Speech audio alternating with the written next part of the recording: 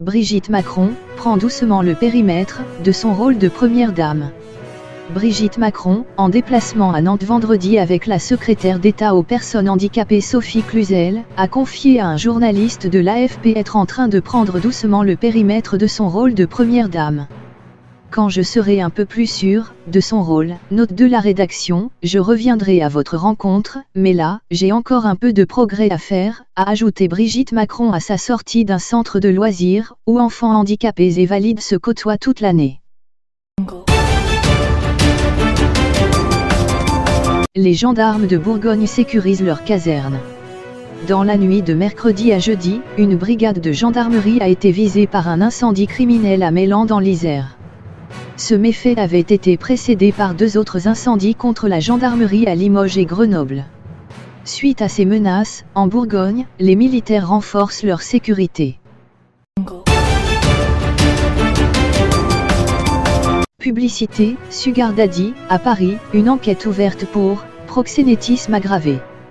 Justice. Le site de rencontre propose de mettre en relation des riches avec de jolies personnes. Affaire Grégory, le contrôle judiciaire des époux Jacob est maintenu. Les époux Jacob ne pourront pas regagner leur pavillon couleur Parme d'Aumontzey, Vosges. Ce vendredi, la chambre de l'instruction de la cour d'appel de Dijon a refusé de modifier les modalités de leur contrôle judiciaire.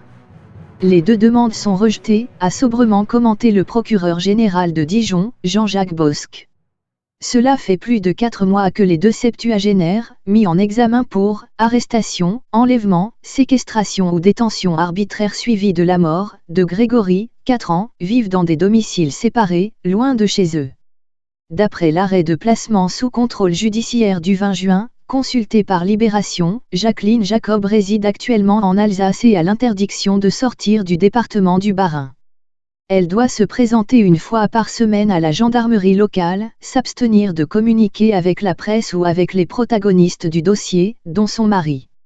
Ce dernier est soumis aux mêmes obligations et réside actuellement en Haute-Marne. La justice considère qu'il est nécessaire de les soumettre à ce régime pour éviter toute concertation.